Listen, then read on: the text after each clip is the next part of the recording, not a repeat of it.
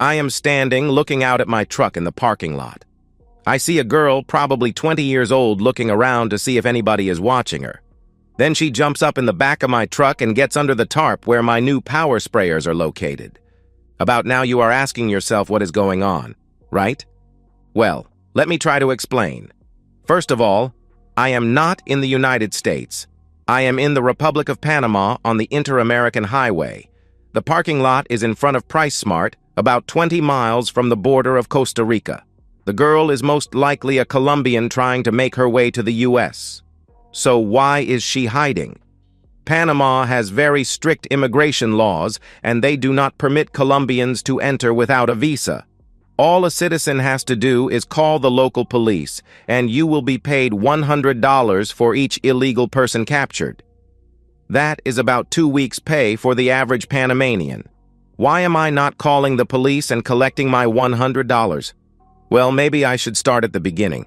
The name on my U.S. passport is John Williams, and the name on my Panamanian passport is Juan Diaz. Both are legal. How you ask? My father was a Navy pilot stationed in the Canal Zone. He met my mother and fell in love, married, and Mama was soon pregnant with me. Dad found out after they were married that she was not just some Panamanian girl looking for a quick way out of a poor country. No, she happened to be from one of the richest families in Panama. They owed thousands of hectares of coffee-growing land in the mountains close to Costa Rica. While my parents lived on a base in the Canal Zone and had rights to the base hospital, I was born in a hospital in Panama City. Why? Mom was visiting her parents one day and went into labor. They rushed her to the closest hospital, which happened to not be the one in the Canal Zone. So I was born in a foreign country. No way was I going to be elected president of the United States, so it did not matter. What it did was give me dual citizenship. This would come in handy later in my life. When I was about 2 years old, my dad was transferred to the States, and I was raised on Navy bases, first in California, then in Virginia. I spoke English at school and Spanish around my mother. My English turned out to be a southern drawl like my dad, who was from South Carolina. Dad was killed in a training accident when I was a junior in high school. Mom stayed in the States until I started college at Georgia Tech, and then she moved back to Panama with her family. She visited me often, and I went to Panama for holidays. When I graduated, I joined the Marines. I went to OCS, then the basic school, then to Okinawa with the 3rd Marine Division. After a month or so of getting used to the heat, I was running search and destroy patrols in and out of the DMZ, or Dead Marine Zone as we grunt referred to it. I made it back without a scratch. I decided the Marine Corps was not for me. I did my time, and I had seen enough killing to last me a lifetime. I headed back to Georgia and used my mechanical engineering degree to get a pretty decent job in a plant making auto parts. That's when I met Lisa. She was a natural blonde with tall blue eyes. I fell in love with her at first sight. We dated, and after about 10 months I asked her to marry me. My mom came up for the wedding, and she told Lisa how I was the only heir to a coffee empire in Panama. Later that night, Lisa talked about signing a prenup.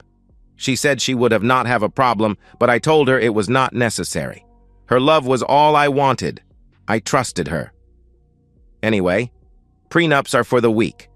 We married in front of her family and my mother. All was well for about 2 years. We had bought a house in a new development near Atlanta and close to where we both worked.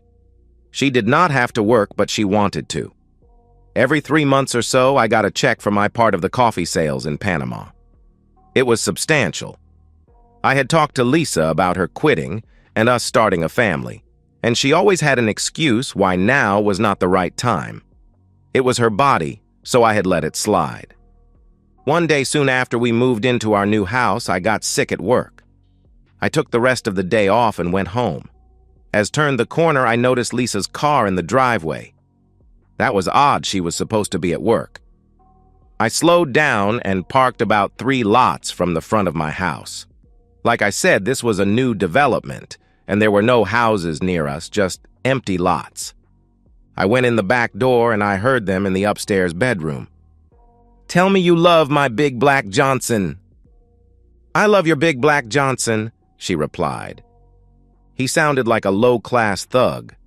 I figured he might want to fight over that woman he said was his, so I stopped by the bedroom we had converted into my home office and silently picked up my 1911.45 caliber automatic Colt pistol.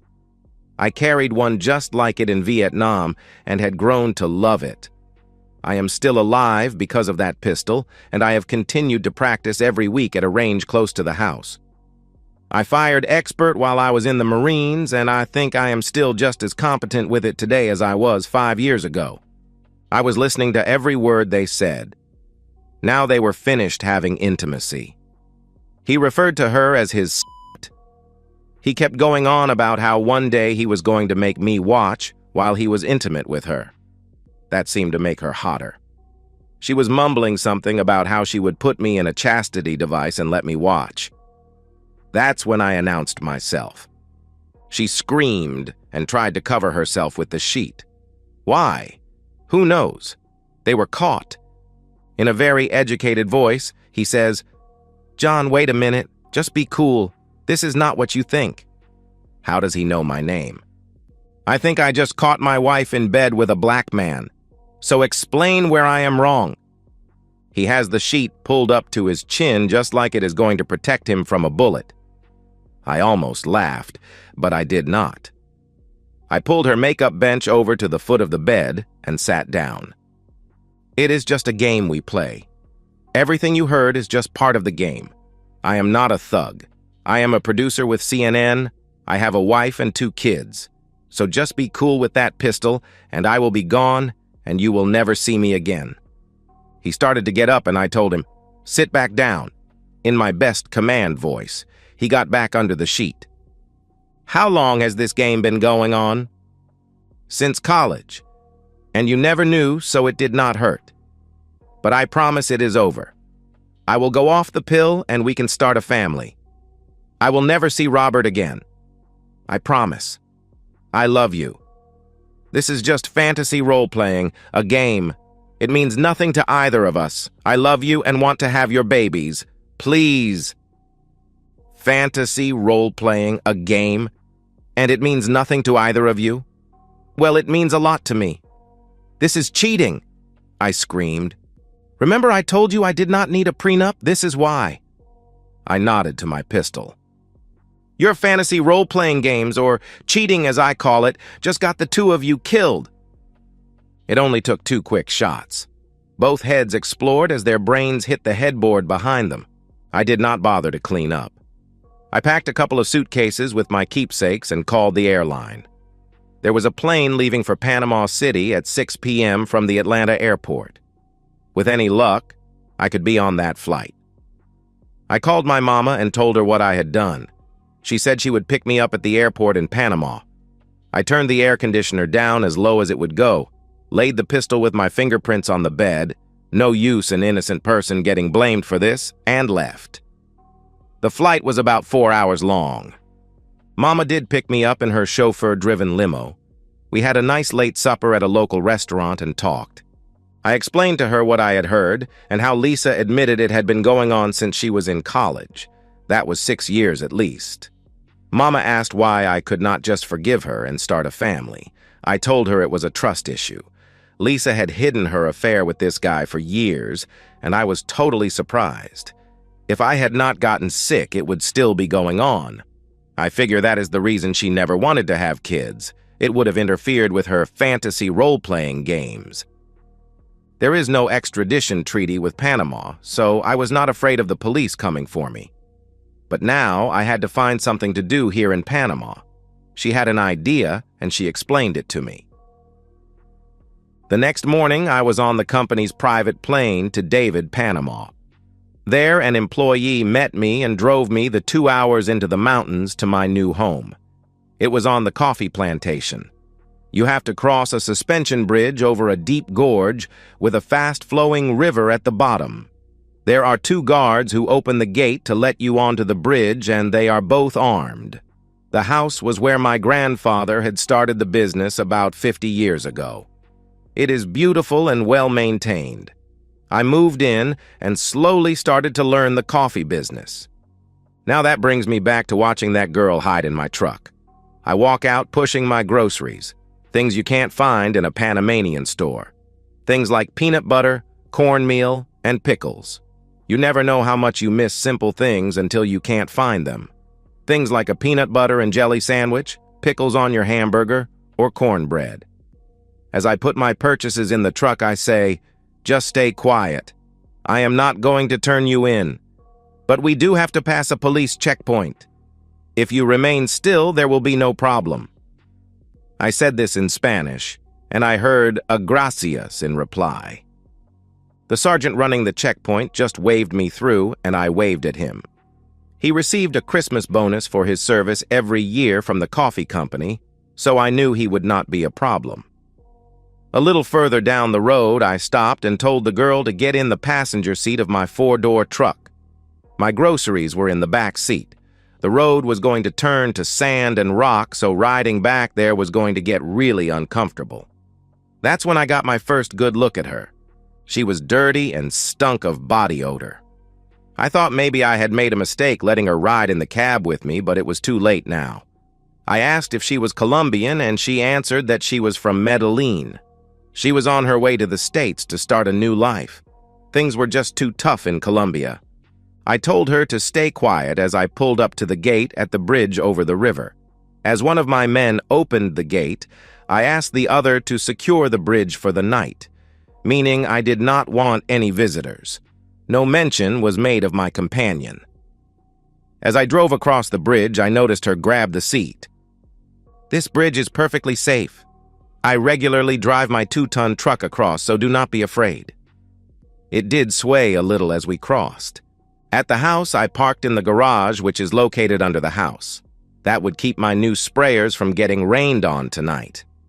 As we exited the truck, I told her to wait before I opened the door to the stairs leading up to the house. "The washing machine is down here, and your clothes need to be washed. Strip off, and I will bring you a towel."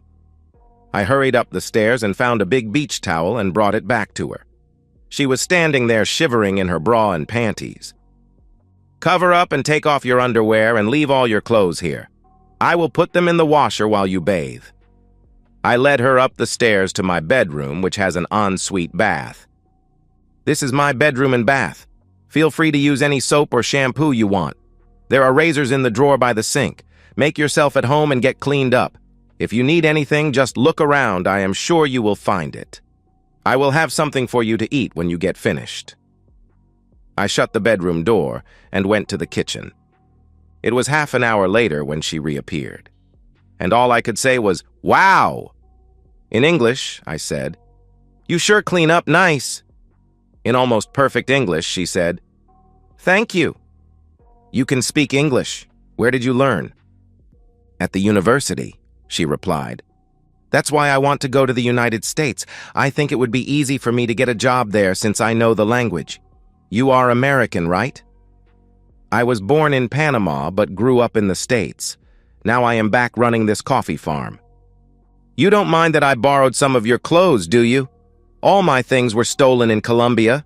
All I have is what I had on." "You look nice, and no, I do not mind you wearing my clothes." How could I?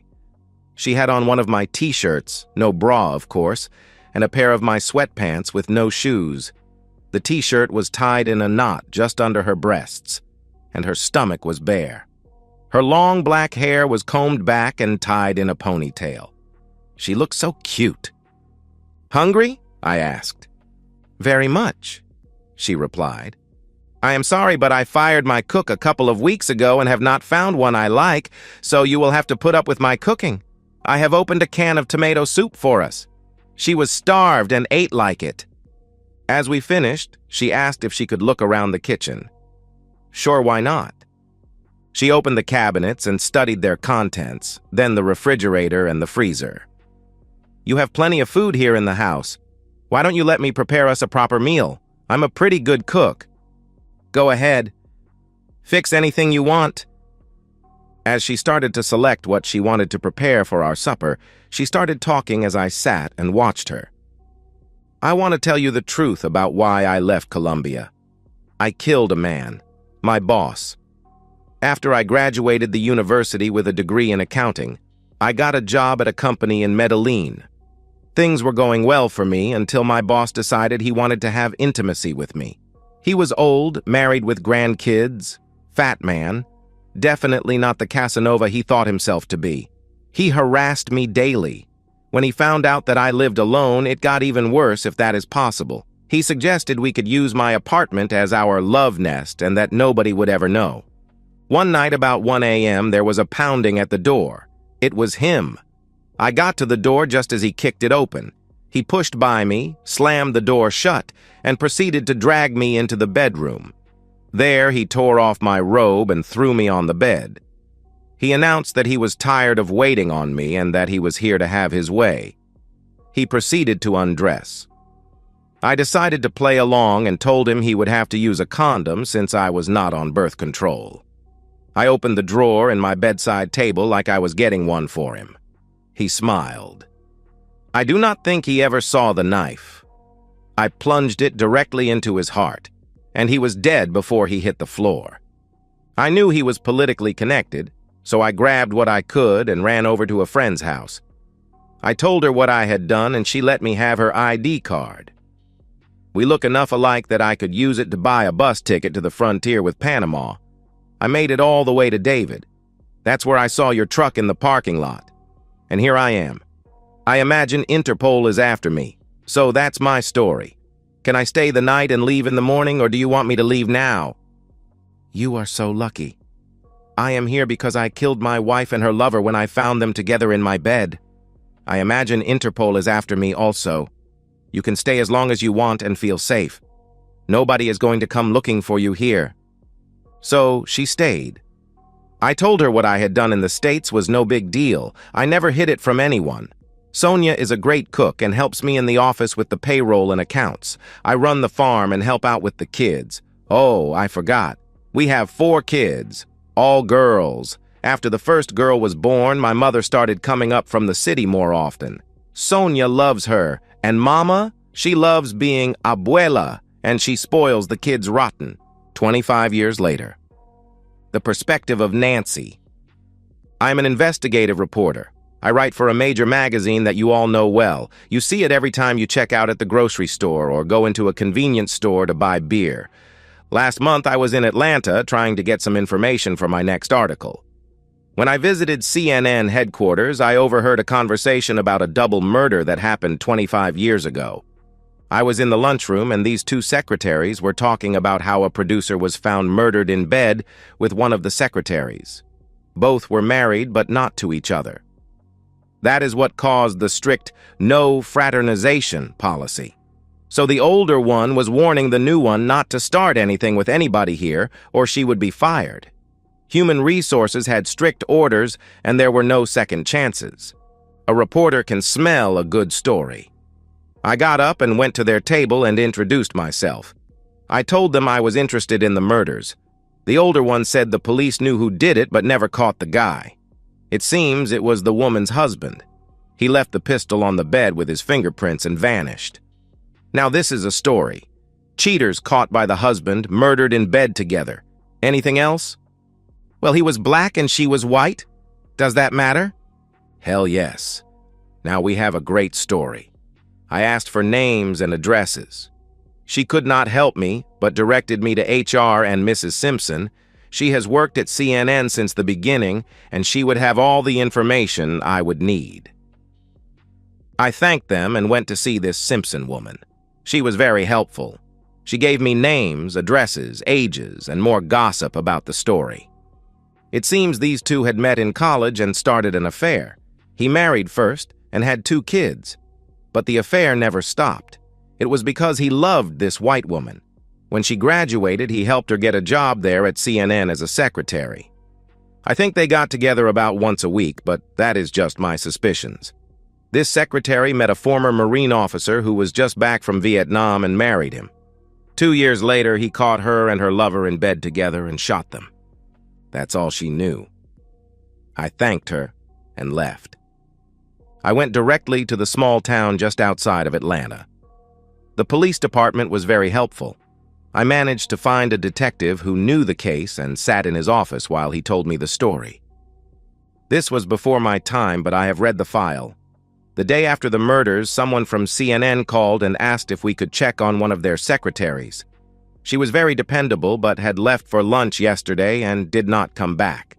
Then she did not come to work today, and they could not get any answer on the phone. We had a unit swing by their house to check on her. The officers found everything in order, but no answer at the door. When one of the officers went around back, he noticed the air conditioner running. It was a cool, rainy day, and he thought that odd. He felt the windows and they were cold. He called it in and received permission to enter the house.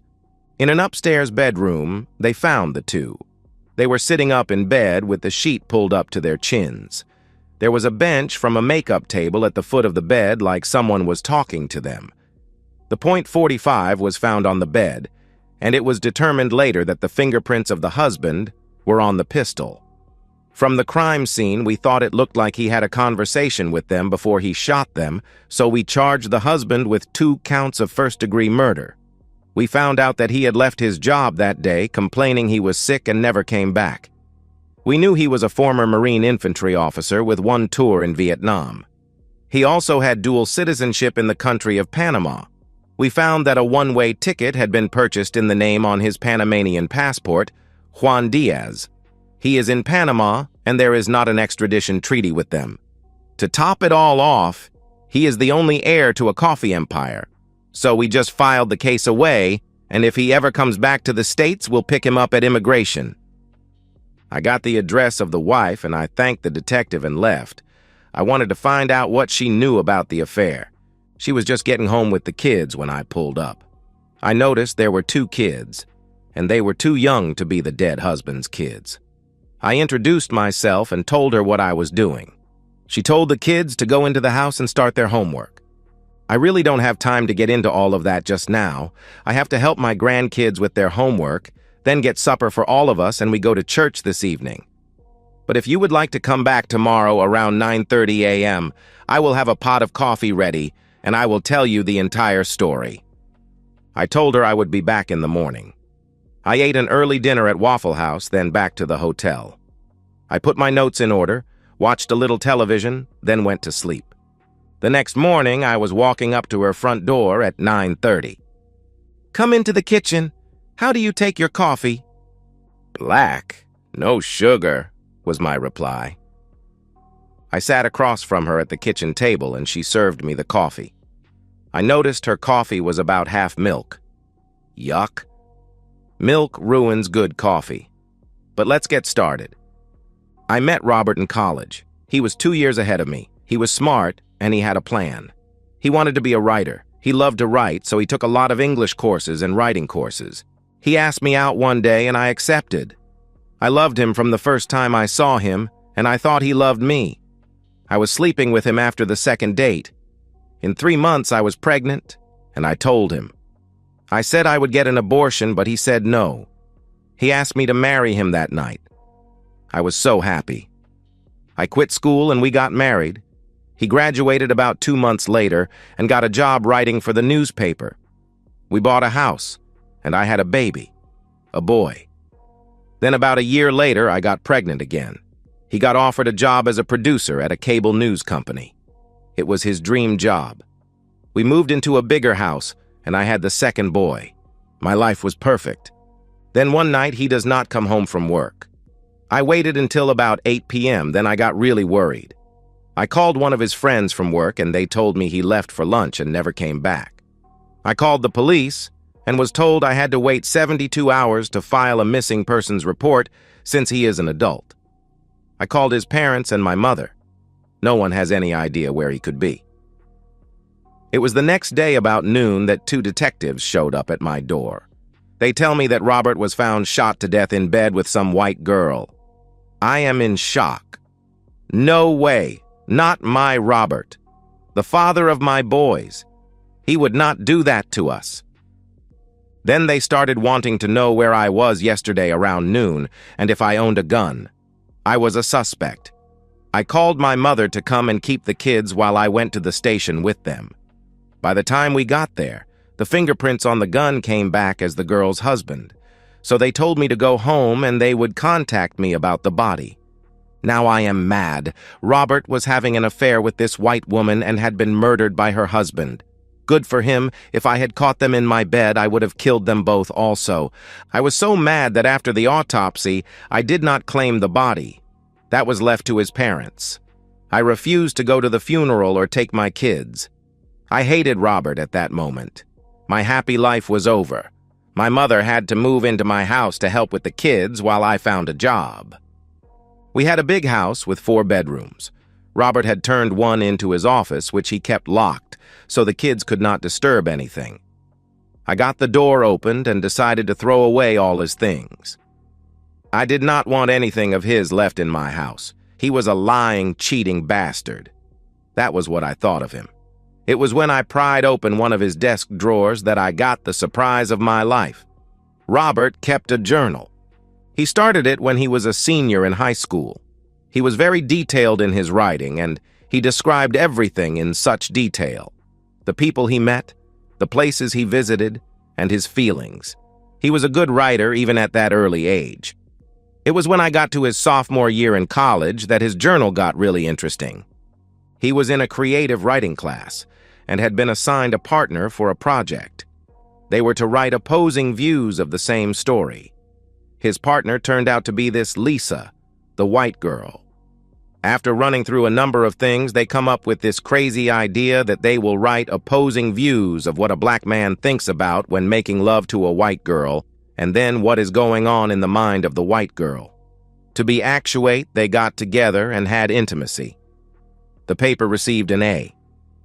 They started getting together about once a week to play out different fantasies.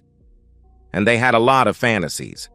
She was just as involved in making them up as Robert, according to his journals. They had about 5 that they used more than once. The affair continued even after I met and fell in love with him, even after we married and started to have our kids. He was always so careful. His journal explained how he took measures so that I never suspected he was with this Lisa. And in his writings, he never called it cheating. They were playing some type of stupid game. They were not in love with each other, just living out different fantasies. Even when she met this former Marine and fell in love, they did not stop. But according to his journals, they were going to have to pause for a while. She and her husband wanted to start a family, and she was not going to take a chance of Robert being the father. She told Robert she loved her husband and did not want to risk losing him. When she went off the pill, they would have to stop their games until she was sure she was pregnant. Then they could start up again. She had said, according to the journals, "Just think of all the new fantasies we can have when you are a pregnant white woman." What a dumb woman. Anyway, I guess it all came to an end when the husband got sick and came home at lunch. I was going crazy when Robert did not come home that night and could not sleep. Then the next day, the police showed up at my door, and you know the rest of that story. There was another thing that was strange. The police could not find anyone at CNN who reported the secretary not showing up for work. The caller on the 911 tape sounded like a woman with a Spanish accent, but they could not be sure. The front door of the house was unlocked, so the police did not have to break in, and the air conditioner was on high, so the house was cold. Why? I'll tell you what I think. That house was not in Lisa's or John's names. It was bought by some trust controlled by a bank in Panama. Soon after the police released it as a crime scene, all the furniture was moved out. By who? And then the house was sold. I believe the air conditioner was left on high to keep the bodies from sinking up the place, and the call was to get the police to find them quickly. That's what I think. Back to the perspective of John Williams or Juan Diaz. 25 years have passed since that day I found Lisa in bed with her lover. Time moves differently in the mountains of Panama. The coffee plantation thrives, the river still roars beneath the suspension bridge, and the guards still open the gate every morning, their rifles slung over their shoulders. Life continues on, far from the chaos of the outside world. Sonia and I have built a life here, one that feels almost unreal. We now have 4 daughters, all grown, and my mother, abuela to them, still visits from the city. spoiling them rotten. Sonia, with her troubled past, found peace in our hidden corner of the world, and so have I. Together, we manage the plantation, raise our family, and carry the weight of secrets, hers, mine, and the ones that have yet to find their way into the light. The memories of what I did in Atlanta sometimes haunt me, but they are distant shadows now. Panama, with its lack of an extradition treaty, has given me a life of freedom, one where I don't have to answer for my actions. I never hid what I did from anyone. Sonia knows. My mother knows. And even some of the old-timers on the plantation have heard rumors. But out here, in the dense, sun-drenched coffee fields, none of that seems to matter. Justice, betrayal, revenge, they're all stories from another world, one I left behind long ago. But sometimes, when I watch the sunset over the mountains, I think about how everything could have been different. Maybe I could have forgiven Lisa. Maybe I could have walked away. But that moment, her betrayal, her lover's arrogance, lit a fire in me that I couldn't extinguish. My whole life was built on trust, and when that was shattered, I did what I thought I had to do. I killed them both. No regret, just survival. It's how I've always lived. Now, as I stand on the porch of my house, watching the river and the endless stretch of coffee plants, I wonder what the future holds. Panama is booming, the world is changing, and I know that one day my past might catch up to me. Maybe some eager journalist will come knocking, or maybe they won't. Either way, I'm prepared. I've made peace with who I am and the choices I've made. For now, life goes on. I've learned to live with my decisions, and I've made a good life here. But deep down, I know that the ghosts of my past may never completely disappear. And that's the end of today's story. If you enjoyed it, please give this video a thumbs up and drop a comment below. Your support helps the algorithm push my content further. If you're new to the channel, don't forget to hit that subscribe button. It really helps me keep creating more stories for you. Thanks for watching, and I'll see you in the next one.